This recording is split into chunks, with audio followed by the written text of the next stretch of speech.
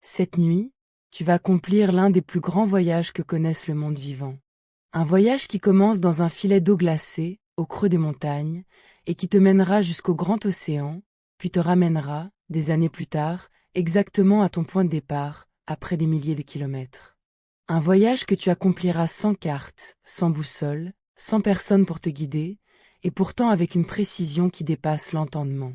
Cette nuit, tu deviens un saumon atlantique.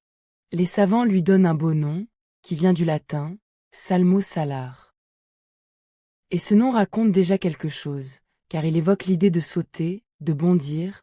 Le saumon est le poisson qui saute, celui qui s'élance par-dessus les obstacles, celui qui remonte les chutes d'eau d'un grand coup de queue. Mais pour l'instant, tu ne sautes rien du tout. Pour l'instant, tu n'es même pas encore né.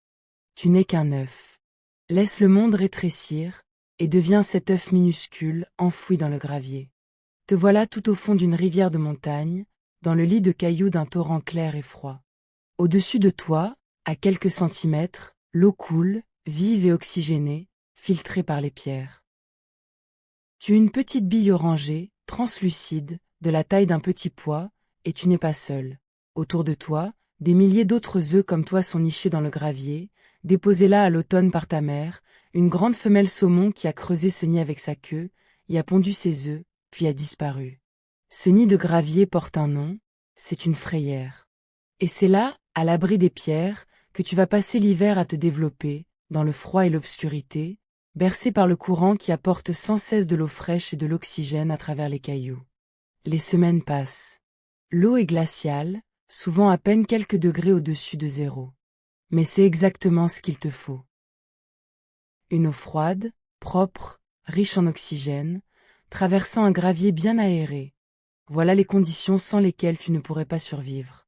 C'est pour cela que ta mère est venue pondre si haut, si loin, dans les eaux pures des sources, plutôt que dans les rivières tièdes et troubles des plaines. Tout, dans ta vie, commence par cette exigence. Il te faut une eau parfaite. Dans la pénombre du gravier, tu te développes en silence. Au début, tu n'es qu'une goutte de matière vivante accrochée à une réserve de jaune. Mais peu à peu, des choses apparaissent en toi. D'abord de grands points noirs, énormes par rapport au reste, tes yeux, qui se forment avant presque tout le reste, et qu'on peut voir par transparence à travers la paroi de l'œuf, comme deux petites perles sombres. Puis ton corps s'allonge, une colonne, un cœur minuscule qui se met à battre, un fil rouge de sang qui commence à circuler. Tu respires sans bouger, l'oxygène dissous dans l'eau froide traverse la fine paroi de ton œuf et te nourrit. C'est pour cela que le courant à travers le gravier est si précieux. Si l'eau cessait de circuler, si la vase venait colmater les interstices entre les cailloux, tu étoufferais. Ta survie, à cet instant, ne tient qu'à ce ruissellement perpétuel d'eau claire et glacée entre les pierres, qui t'apporte le souffle sans que tu aies à le chercher. Tu es bercé, nourri, oxygéné par la rivière elle-même, comme l'enfant l'est dans le ventre de sa mère. Et le froid, qui semblerait hostile, est en réalité ton allié. Car plus l'eau est froide, plus elle peut contenir d'oxygène dissous. Et plus l'eau est froide, plus ton développement est lent, posé, à l'abri des fièvres et des emballements. Tu prends ton temps, tout l'hiver, à te construire pièce par pièce. La vie, ici, ne se hâte pas. Elle mûrit dans le froid et le noir, à la cadence tranquille des sources de montagne. Et un jour de la fin de l'hiver, à l'intérieur de ton œuf, tu bouges. Tu éclos. Mais tu ne ressembles encore à rien. Tu es une larve minuscule, fragile, presque transparente, avec deux gros yeux noirs, accrochés sous ton ventre, un sac orangé presque aussi gros que toi. Ce sac, c'est ta réserve de nourriture, un reste du jaune de l'œuf, ton garde-manger personnel. Tant que tu le portes, tu n'as pas besoin de chasser, ni même de sortir du gravier. Tu restes caché entre les pierres, au fond du nid, et tu vis sur tes réserves, en grandissant peu à peu. À ce stade, on t'appelle un alevin. Tu es la chose la plus vulnérable du monde. Si un prédateur te trouvait, tu serais avalé sans la moindre résistance. Alors tu restes tapi dans l'ombre du gravier, immobile, patient, à attendre d'être assez fort. Puis, quand ton sac de réserve est presque vide, la faim te pousse enfin à sortir. Tu remontes entre les cailloux, et pour la première fois, tu débouches dans la rivière ouverte. La lumière. Le courant. L'immensité, car pour toi, à cette taille, la moindre rivière est un océan.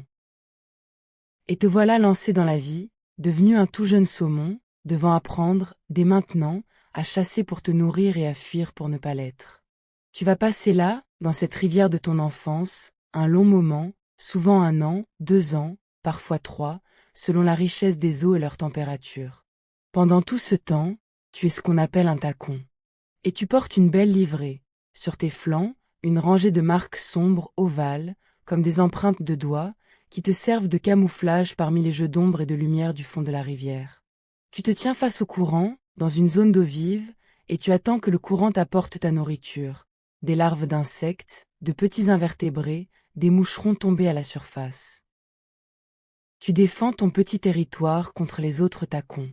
Tu apprends les pierres, les remous, les bons postes de chasse, les cachettes où te glisser quand l'ombre d'un héron passe au-dessus de l'eau, ou quand la silhouette fuselée d'une truite plus grosse que toi se profile.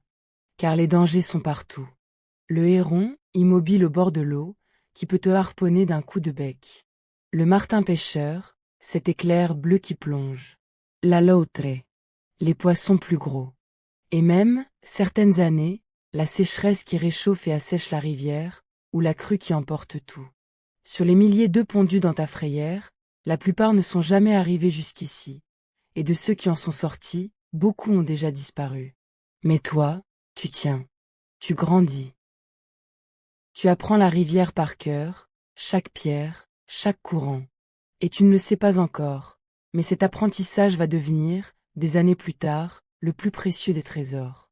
Car cette rivière, son eau, son odeur, tu es en train de les graver en toi pour toujours.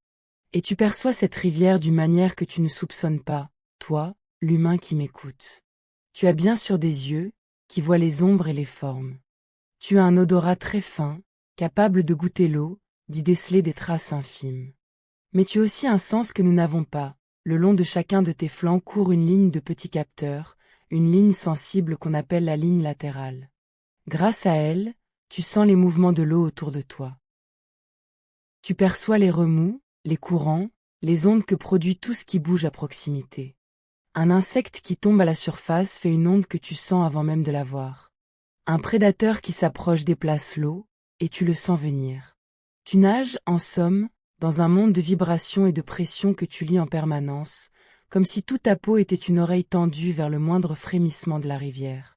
C'est ce sens qui te permet de te tenir, sans effort, juste là où le courant est le plus favorable, et de réagir au quart de seconde quand une ombre menace. Les saisons passent sur la rivière. L'été, l'eau est basse et tiède, pleine d'insectes, et tu chasses sans relâche pour grandir. L'automne apporte les feuilles mortes qui tourbillonnent dans les remous et nourrissent tout un petit peuple d'invertébrés dont tu te repais. L'hiver, l'eau redevient glaciale, ton métabolisme ralentit, et tu te tiens au fond, économe de tes forces, dans les zones les plus calmes. Puis le printemps fait fondre les neiges, gonfle la rivière, et tout recommence. Tu apprends tout cela par cœur. Tu deviens un expert de ta rivière, de ses humeurs, de ses crues et de ses étiages. Et sans le savoir, à chaque instant, tu enregistres en toi la signature de cette eau-là, pour le jour lointain où il te faudra la retrouver. Et puis, un printemps, quelque chose change en toi. Quelque chose d'immense. Tu as atteint une certaine taille. Les jours rallongent. L'eau se réchauffe un peu. Et un grand bouleversement se déclenche dans ton corps, commandé par des signaux profonds que tu ne contrôles pas. Tu vas te métamorphoser, te préparer à quitter la rivière de ton enfance pour partir vers un monde dont tu ignores tout. La mer. Cette transformation a un nom, la smoltification. Et c'est une véritable mue intérieure. D'abord, ta robe change. Tes jolies marques de tacon s'effacent, et tu te couvres d'écailles argentées, brillantes comme du métal poli, claires sur le ventre, plus sombres sur le dos. Ce n'est pas une coquetterie, c'est un camouflage pour la haute mer. Vu de dessous, ton ventre clair se confond avec la surface lumineuse. Vu de dessus, ton dos sombre se confond avec les profondeurs. Tu deviens difficile à repérer dans l'eau libre. On t'appelle désormais un smolt, un jeune saumon argenté, prêt pour le grand départ. Mais le changement le plus extraordinaire n'est pas celui qu'on voit. Il est à l'intérieur. Car tu t'apprêtes à faire une chose qui, pour presque tous les autres poissons, serait mortel, passer de l'eau douce à l'eau salée. Laisse-moi t'expliquer pourquoi c'est si difficile et si prodigieux. Tout être vivant est fait surtout d'eau, une eau qui contient une certaine quantité de sel. Et il existe, dans la nature, une loi physique implacable, quand deux eaux de salinité différentes sont séparées par une membrane fine, comme la peau ou les branchies d'un poisson, l'eau a tendance à passer du côté le moins salé vers le côté le plus salé, pour équilibrer les choses. On appelle ce phénomène l'osmose. Et il pose à tout poisson un problème vital, mais inverse selon qu'il vit en eau douce ou en eau salée. En eau douce, comme la rivière de ton enfance, l'eau autour de toi est moins salée que l'intérieur de ton corps. Résultat, l'eau entre en toi sans cesse, à travers tes branchies, et menace de te gonfler, de te diluer. Pour survivre, tu dois lutter en permanence. Tu urines en abondance, une urine très diluée, pour évacuer ce trop-plein d'eau, et tu récupères sans cesse le précieux sel par tes branchies. Tu es comme une barque qui prend l'eau et qu'il faut écoper sans arrêt. En mer, c'est exactement le contraire. L'eau de mer est bien plus salée que ton corps. Du coup, l'eau de ton corps a tendance à fuir vers l'extérieur, et le sel à entrer. Tu risques de te déshydrater de l'intérieur, comme un naufragé entouré d'eau qui ne peut pas boire. Pour survivre là-bas, tu devras faire l'inverse de ce que tu fais en rivière. Boire de l'eau de mer en grande quantité, presque ne plus uriner, et rejeter sans relâche le sel en trop par des cellules spéciales de tes branchies. Comprends bien ce que cela signifie. Pour passer de la rivière à la mer, tu ne changes pas seulement d'adresse. Tu dois inverser du tout au tout le fonctionnement de tout ton corps. Reconfigurer tes reins, tes branchies, ta chimie interne. Passer d'une machine qui rejette l'eau et retient le sel, à une machine qui retient l'eau et rejette le sel. C'est exactement cela que prépare la smoltification, dans les semaines qui précèdent ton départ. Ton corps se réoutille en silence, fabrique de nouvelles cellules dans tes branchies, modifie ses équilibres, pour être prêt, le jour venu, à affronter le sel sans mourir. Bien peu d'animaux au monde savent faire cela. Toi, le saumon, tu le feras 2 fois dans ta vie. Une fois en descendant vers la mer, et une fois, des années plus tard, en remontant vers la source. Et le grand jour arrive. Un beau matin de printemps, l'appel du large devient irrésistible. Tu te laisses prendre par le courant, et au lieu de lutter face à lui comme tu l'as toujours fait, tu te retournes, et tu te laisses porter. 5e l'aval. 5e le bas. 5e la mer commence alors la grande descente. Tu quittes ton torrent natal, et tu rejoins une rivière plus grande, puis une autre, plus grande encore. Tu descends, porté par le courant, des montagnes vers les plaines. Tu passes sous des ponts, le long de berges boisées, à travers des villes peut-être, traversant en quelques jours ou quelques semaines tout ce pays que l'eau met une vie à parcourir. Imagine la distance. Si tu es né, comme certains des plus grands voyageurs de ton espèce, tout en haut d'un fleuve comme la Loire, dans les eaux froides de l'Allier au cœur des montagnes, tu vas descendre près de 1000 kilomètres avant d'atteindre la mer. Et 1000 kilomètres au fil de l'eau, en te laissant glisser, en évitant les brochets et les silures tapis dans les eaux profondes, les filets, les barrages qu'il faut contourner ou franchir. Cette descente est un voyage en soi, et un apprentissage. Tu découvres, à mesure que tu avances, un monde de plus en plus vaste et de plus en plus étrange. Le torrent clair et froid de ta naissance laisse place à une rivière plus large, plus tiède, plus trouble. Les pierres familières disparaissent sous des fonds de sable et de limon. L'eau ralentit, s'étale, se réchauffe au soleil des plaines. Tu croises des poissons que tu n'avais jamais vus, tu traverses des paysages que tu n'imaginais pas, des forêts, des champs, des villes dont les lumières, la nuit, se reflètent sur l'eau. Tu voyages surtout la nuit, d'ailleurs, à la faveur de l'obscurité qui te protège des oiseaux pêcheurs, te laissant porter par le courant, ne nageant que pour garder le cap. Et tu descends encore, vers ce point lointain où l'eau douce rencontre le sel, dont tu ignores tout, mais vers lequel quelque chose en toi te pousse sans hésitation. Et puis, un jour, l'eau change de goût. Tu approches de l'estuaire, là où le fleuve rencontre la mer. L'eau devient saumâtre, d'abord un peu salée, puis de plus en plus. Et c'est ici que la grande transformation que tu as préparée se met en marche pour de bon. Tu t'attardes quelque temps dans ces eaux mêlées, le temps que ton corps achève sa bascule, qu'il apprenne à gérer le sel. Tu bois, maintenant, ce que tu n'aurais jamais bu en rivière. tes branchies se mettent à rejeter le sel. Et lorsque tu es prêt, enfin, tu franchis la frontière invisible. Tu quittes l'eau douce. Tu entres dans la mer. Cet estuaire est un monde entre deux mondes, un seuil mouvant. 2 fois par jour, la marée monte et fait remonter le sel loin dans les terres. 2 fois par jour, elle redescend et laisse l'eau douce reprendre le dessus. L'eau y est trouble, brassée, mêlée, pleine de vie et de vase. C'est ici que ton corps achève sa grande bascule, à son rythme, le temps qu'il faut.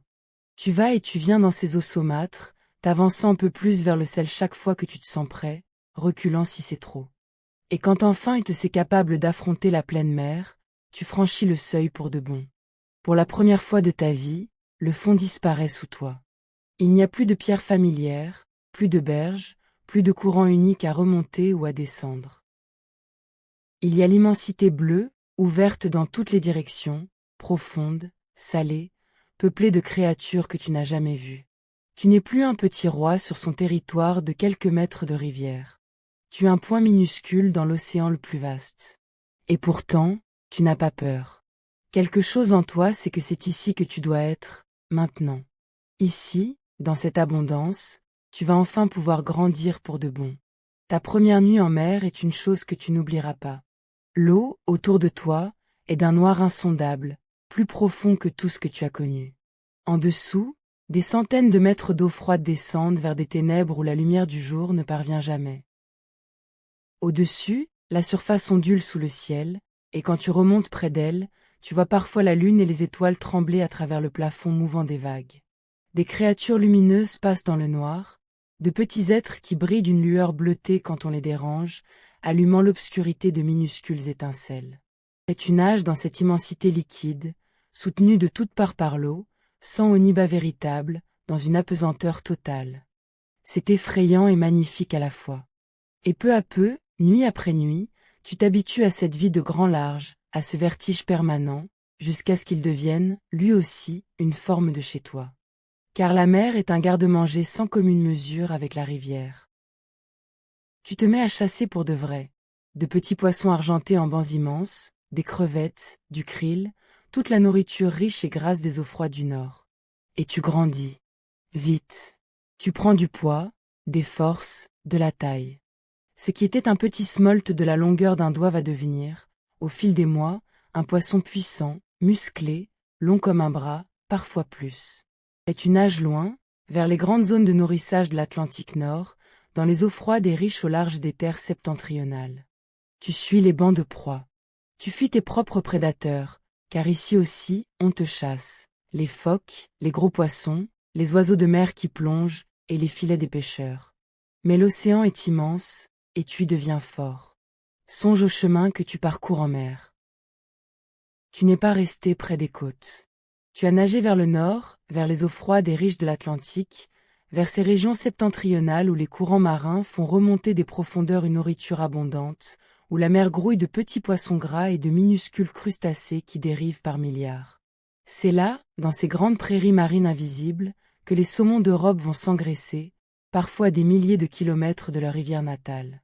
Tu croises des saumons venus d'autres fleuves, d'autres pays, d'autres rivages, tous rassemblés dans ces mêmes eaux nourricières, sans frontières, mêlés dans le grand anonymat de l'océan.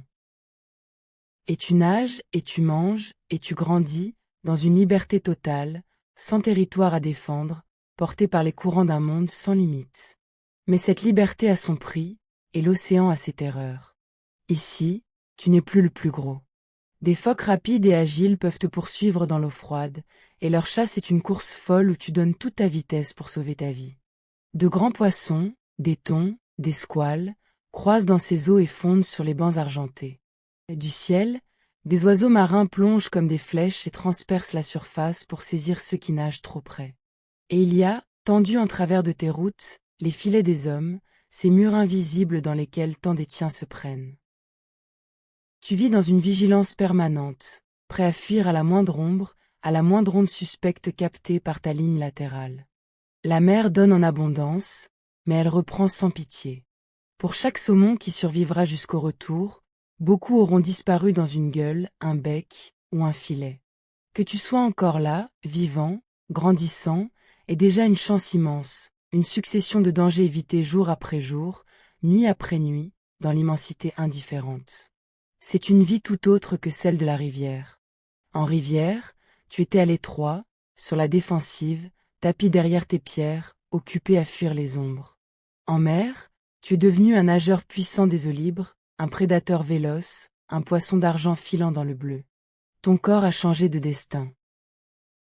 Et pourtant, même dans cette abondance, même dans cette liberté, quelque chose en toi reste relié, par un fil invisible, à ce petit torrent de montagne où tout a commencé. Tu ne le sais pas encore, mais ce fil ne se rompra jamais. Les mois passent. Parfois une année. Parfois 2, parfois 3.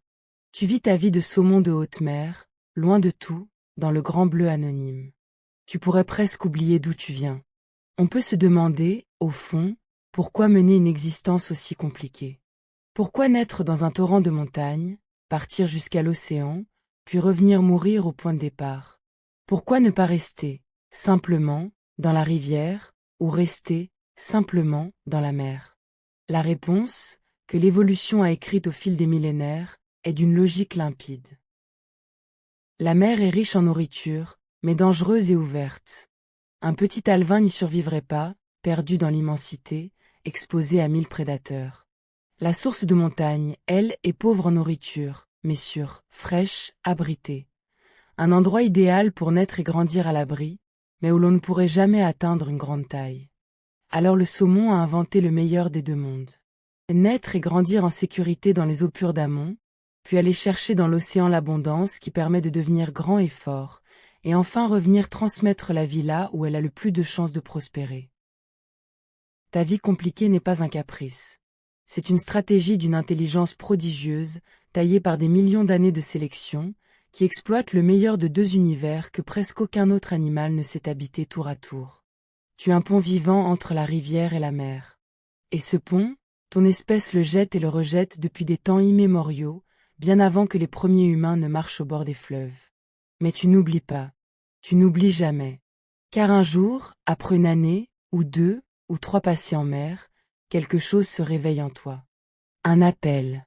Une certitude qui monte de tout ton être, aussi impérieuse que la faim ou que la peur. Il est temps de rentrer. Il est temps de retourner là d'où tu viens, pour donner la vie à ton tour, exactement là où on te l'a donné. Et ce qui rend ce moment vertigineux, c'est que tu ne vas pas rentrer dans n'importe quelle rivière. Tu vas rentrer dans la tienne. Le fleuve exact. L'affluent exact.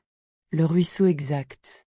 Le banc de gravier, presque, où tu es né, à 1000 kilomètres de la mer et à des années de distance. Comment est-ce possible? Comment un poisson, perdu quelque part dans l'immensité de l'Atlantique, peut-il retrouver le chemin d'un ruisseau minuscule au cœur des montagnes, qu'il a quitté des années plus tôt, alors qu'il n'était qu'un smolt? C'est l'une des plus belles énigmes de la nature, et les scientifiques en ont percé une partie. Il y a, semble-t-il, 2 boussoles, qui agissent l'une après l'autre. La première boussole, celle de la haute mer, est magnétique. La Terre, tu le sais peut-être, est une gigantesque aimant.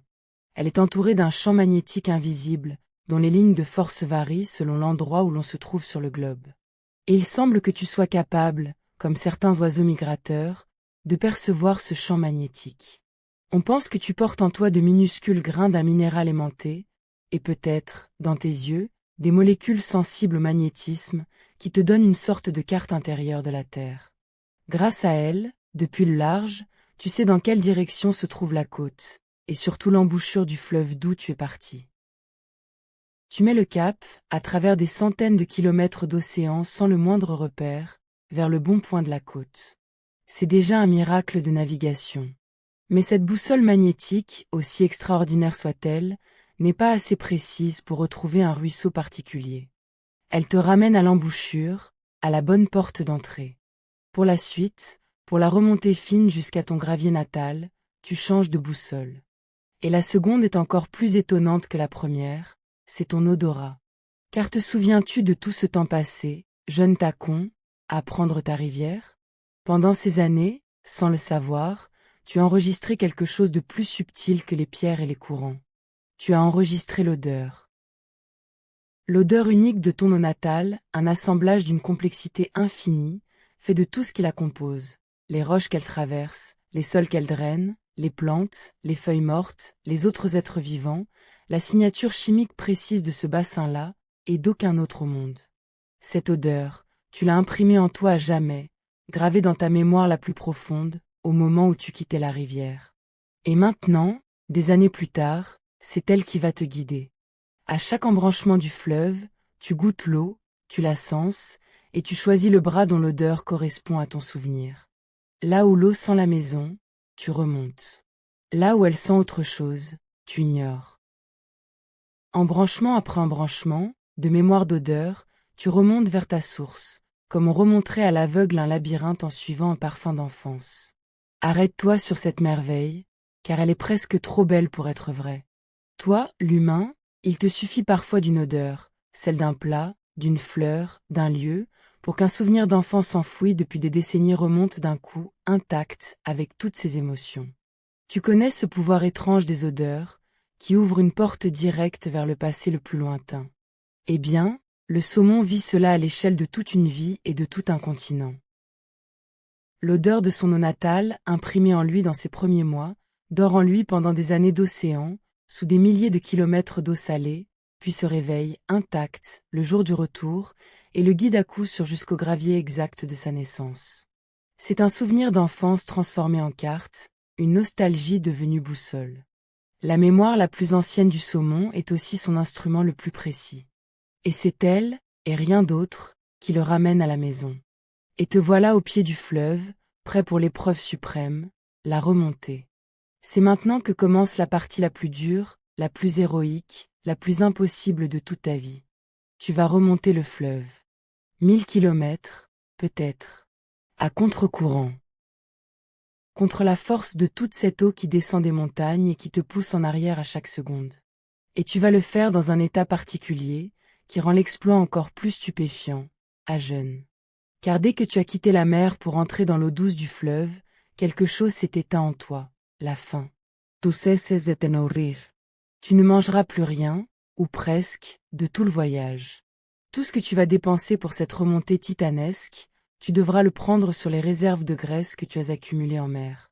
Ton corps va se consumer lui-même, kilomètre après kilomètre, pour te porter jusqu'au but. Tu pars avec un réservoir plein et pas une seule station-service sur tout le trajet.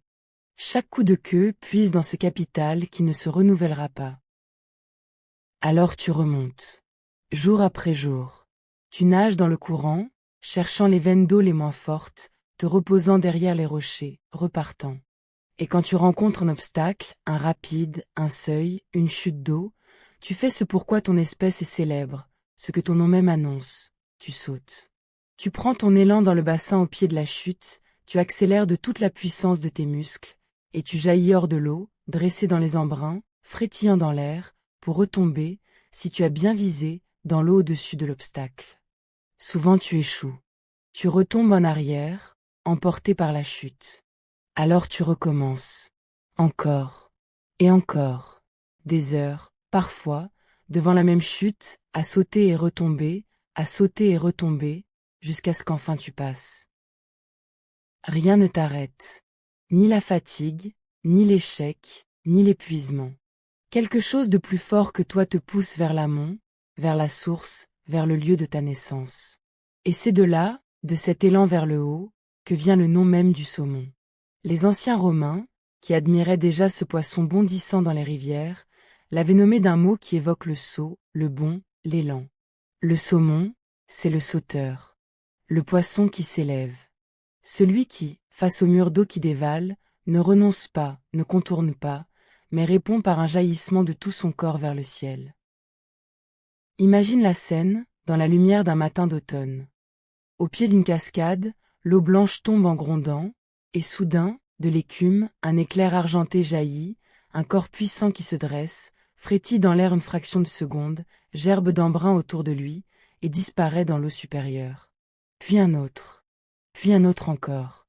Tout un peuple de saumons qui s'élève, un à un, contre la force de la chute, dans un effort qui semble défier toutes les lois. C'est l'une des plus belles images du monde sauvage. Et cette nuit, c'est toi, ce corps qui s'élance, encore et encore, sans jamais douter qu'il finira par passer. Chaque saut te coûte une part de tes réserves qui s'épuisent. Tu maigris. Tes muscles brûlent leur dernière graisse. Mais tu montes toujours, porté par une volonté qui n'est pas vraiment la tienne, une volonté plus ancienne que toi, inscrite dans chacune de tes cellules, le même élan qui a poussé tes parents, et les parents de tes parents, et ainsi de suite à travers des milliers de générations, jusqu'à cette source précise, depuis des temps que nul ne peut compter. Et pendant cette remontée, ton corps lui-même se transforme une dernière fois. Tu perds ton bel argent de la mer, tes flancs se teintent de bronze, de cuivre, de rouge sombre. Si tu as mal, ta mâchoire inférieure s'allonge et se recourbe en un crochet impressionnant. Une arme pour les combats à venir avec les autres mâles, autour des femelles, sur les frayères. Tu changes de visage, tu changes de couleur, tu te fais reconnaître. Tu n'es plus le poisson anonyme de la haute mer. Tu es un saumon de retour, marqué par le voyage, portant sur ton corps amaigri et coloré toute la fatigue et toute la gloire de ta remontée. Tu passes les obstacles construits par les hommes, aussi, car sur les grands fleuves, des barrages coupent ta route. Certains sont infranchissables, et beaucoup de tes semblables, au fil du temps, ont vu leur voyage s'arrêter là, au pied d'un mur de béton, sans pouvoir aller plus loin. C'est l'une des grandes tragédies de ton espèce. Ces routes ancestrales, vieilles de milliers d'années, que les ouvrages humains ont parfois coupées. Mais sur ton fleuve, des hommes ont compris, et ont construit pour toi des passes, des échelles à poissons, des escaliers d'eau qui te permettent de contourner les barrages bassin par bassin.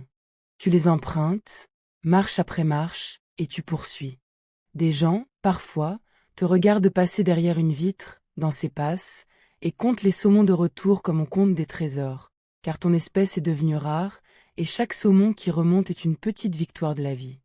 Il fut un temps, pas si lointain, où les rivières d'Europe étaient si pleines de saumons qu'on raconte que les domestiques, dans certaines régions, demandaient à ne pas en manger plus de 2 ou 3 fois par semaine, tant ce poisson était commun.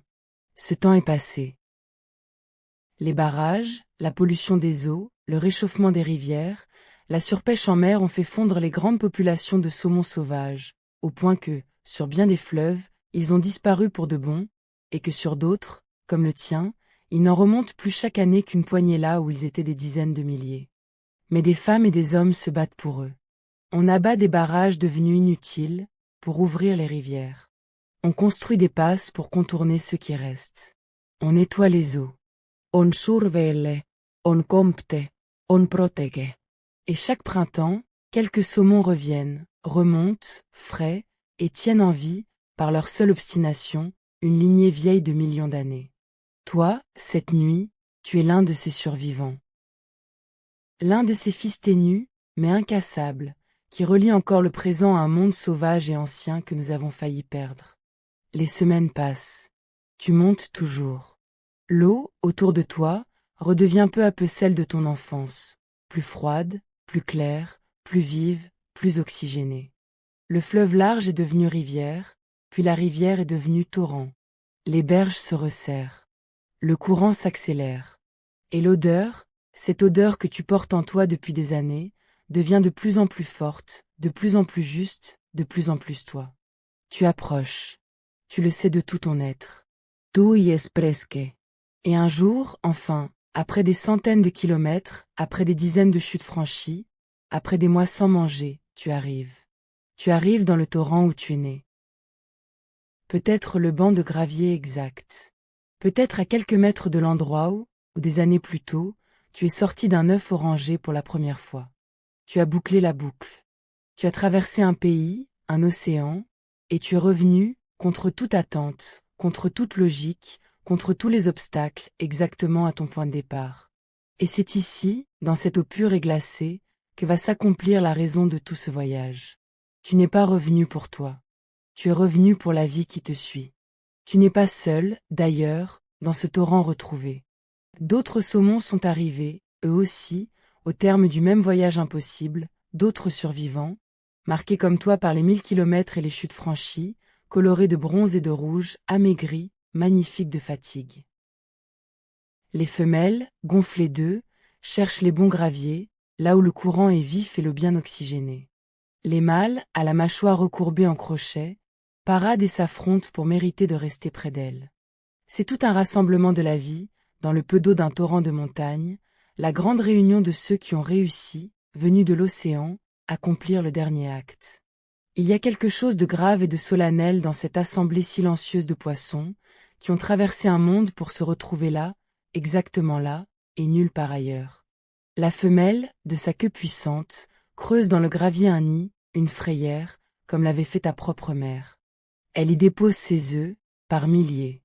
Et toi, le mâle, tu les fécondes, libérant ta laitance dans l'eau froide. Puis le gravier est remué en douceur pour enfouir les œufs, les protéger, les mettre à l'abri du courant et des prédateurs, exactement là où l'eau est la plus fraîche et la mieux oxygénée. Et le cycle, à cet instant précis, se referme. Une nouvelle génération de petites bies orangées repose maintenant dans le gravier, qui passera l'hiver à se développer, qui éclora au printemps, qui deviendra alevin, puis tacon, puis smolt, et qui un jour, à son tour, descendra vers la mer, puis remontera vers cette source. Tu as transmis le voyage. Tu as passé le flambeau. Pense à ces œufs, maintenant, blottis dans le gravier, dans la même eau froide et claire qui t'a vu naître. Chacun d'eux porte, déjà, sans le savoir, tout le voyage à venir, la longue patience de l'hiver sous les pierres, l'apprentissage de la rivière, la grande métamorphose, la descente vers le sel, l'océan, la traversée, et un jour, l'appel du retour, et la remontée, et le saut par-dessus les chutes, jusqu'à ce même torrent. Tout cela est déjà écrit en eux, enroulé dans le secret de la vie, en attente. Et toi, tu es au bout de ce que ces œufs commencent. Tu es l'arrivée dont ils sont le départ. Le grand cercle tourne, et tu viens de le boucler une fois de plus, comme l'ont bouclé tes parents, et leurs parents, dans cette eau, depuis si longtemps que nul ne saurait remonter jusqu'au tout premier saumon qui, un jour très ancien, a inventé ce voyage. Tu appartiens à une chaîne ininterrompue de retour, et cette nuit, tu en es le dernier maillon vivant. Pour beaucoup de saumons, ce dernier effort est aussi le dernier tout court.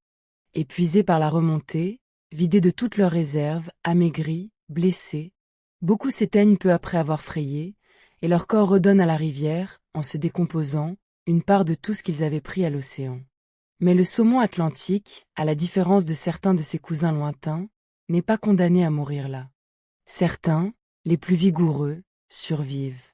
Amaigris, exténués, ils se laissent redescendre le courant, regagnent peu à peu la mer, s'y refont une santé et des réserves, et peuvent, 1 ou 2 années plus tard, accomplir le voyage une seconde fois, et même une troisième. Quelques-uns, donc, reverront l'océan. C'est selon ta force, selon ta chance. Mais que tu meures ici, dans l'eau de ta naissance, ou que tu repartes vers le large, tu auras accompli ce pour quoi tu étais fait. Tu auras refermé le grand cercle. Et il faut que tu saisisses ce que ton voyage a offert, au-delà de tes propres enfants. Car en remontant ainsi de la mer jusqu'au cœur des montagnes, tu as transporté quelque chose d'invisible et de précieux. Tu as passé des années à te gorger de la richesse de l'océan, à bâtir ton corps avec les nutriments des eaux marines.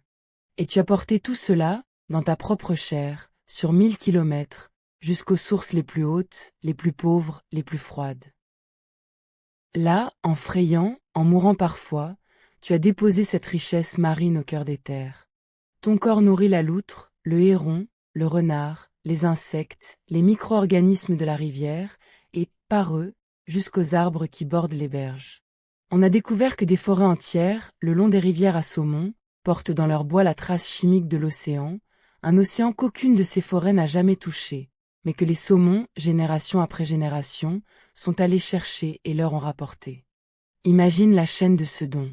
Le saumon mort, ou ses œufs, ou les restes de son repas, nourrissent la loutre qui plonge dans la rivière, le héron qui patiente au bord, le renard qui rôde sur la berge, le rapace qui fond depuis le ciel.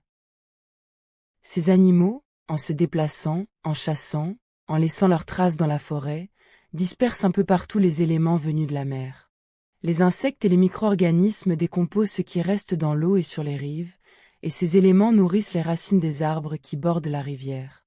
Si bien que le grand sapin ou le vieux chêne qui pousse au bord d'un torrent à saumon est fait, pour une petite part, de l'océan lui-même, d'un océan transporté là, à dos de poisson, sur 1000 kilomètres, contre le courant.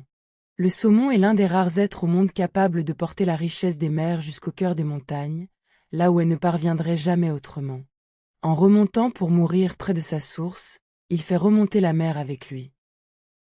Tu es un fil tendu entre la mer et la montagne. Un porteur d'abondance, qui relie deux mondes que tout sépare. En vivant ta vie de saumon, tu as nourri bien plus que ta seule descendance. Tu as nourri la rivière tout entière, et la forêt autour d'elle. Maintenant, le voyage est accompli. Tu peux te reposer. L'eau du torrent coule autour de toi, fraîche, claire, infatigable, la même eau qui t'a vu naître. Le courant murmure entre les pierres, ce bruit que tu connais depuis le premier jour, ce chuchotement liquide qui était la toute première chose que tu aies jamais perçue, du fond de ton gravier. Tu te tiens là, dans une eau peu profonde, à l'abri d'un rocher, et tu laisses le courant te bercer. Tu n'as plus rien à prouver. Plus aucun obstacle à franchir. Plus aucune distance à parcourir. Tu es arrivé. Tu es chez toi. Pense à tout ce que tu as accompli, cette nuit, dans ce corps de saumon. Tu es né dans le gravier. Tu as appris une rivière. Tu as transformé ton corps tout entier pour conquérir la mer. Tu as grandi dans l'immensité. Tu as retrouvé ton chemin à travers un océan, guidé par le magnétisme de la terre et par le parfum de ton enfance. Tu as remonté un fleuve entier à contre-courant, à jeune, en sautant par-dessus l'impossible. Et tu es revenu, exactement, à ton point départ. Quel être, dans tout le monde vivant, accomplit un voyage pareil? Et pourtant, tu l'as fait sans une carte, sans une leçon, sans personne pour te montrer le chemin. Tout était écrit en toi, depuis le début, dans la mémoire ancienne de ton espèce, dans cet instinct qui est une forme de sagesse que personne n'a eu besoin de t'enseigner. Et tu n'as jamais douté. C'est peut-être cela, le plus beau. À aucun moment de ce voyage immense, le saumon ne s'arrête pour se demander si la mer existe vraiment, si la source l'attend encore, si l'effort en vaut la peine. Il ne connaît pas le doute qui ronge, ni l'inquiétude qui paralyse.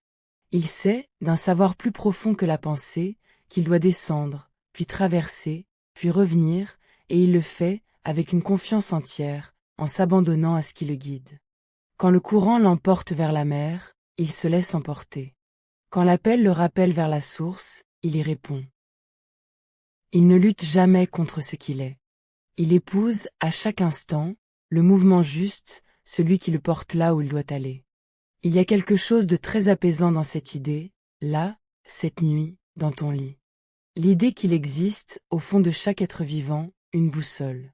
Un savoir profond qui sait où aller, même quand l'esprit est perdu. Le saumon ne se demande pas s'il va y arriver. Il ne calcule pas la distance. Il ne doute pas.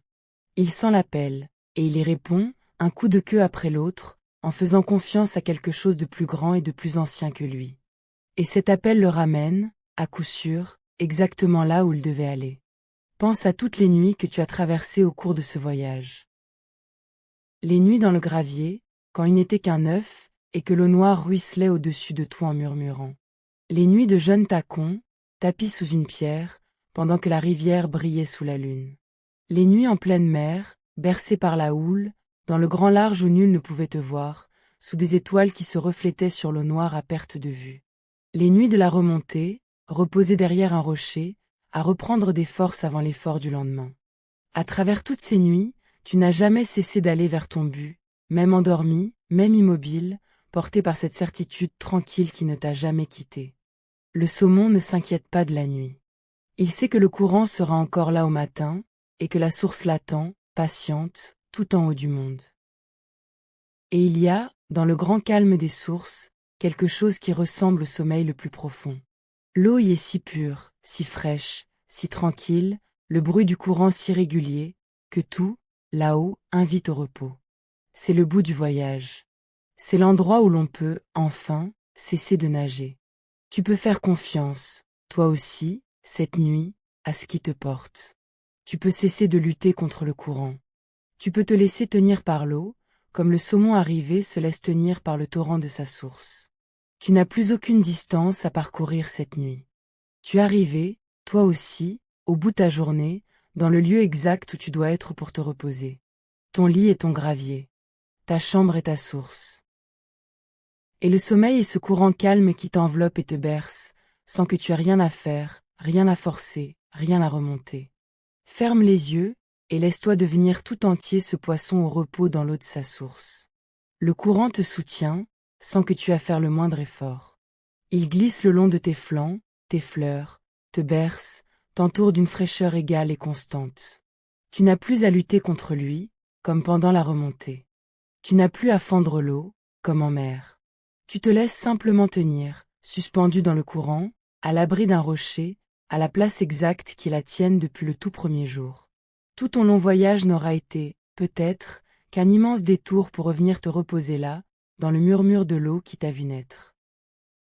Et au-dessus de toi, à travers la surface mouvante du torrent, tu devines la nuit. Les étoiles, déformées par l'eau qui coule, tremblent et scintillent. La lune pose une lueur pâle sur les remous. Les bruits de la forêt alentour te parviennent, étouffés, lointains, par-delà la surface. Tu es au cœur de la montagne, au commencement d'un fleuve, au point le plus haut et le plus pur de tout ton monde. Et tu reposes, enfin, après avoir traversé l'océan pour revenir ici. L'eau fraîche du torrent murmure. Les pierres luisent en douceur sous la lune. Et toi, saumon revenu, voyageur de 1000 kilomètres, héros silencieux des rivières, tu te laisses enfin porter par le courant de ta source, là où tout a commencé, là où tout repose. Le voyage t'a ramené à la maison. Et maintenant, tu peux dormir. Bonne nuit.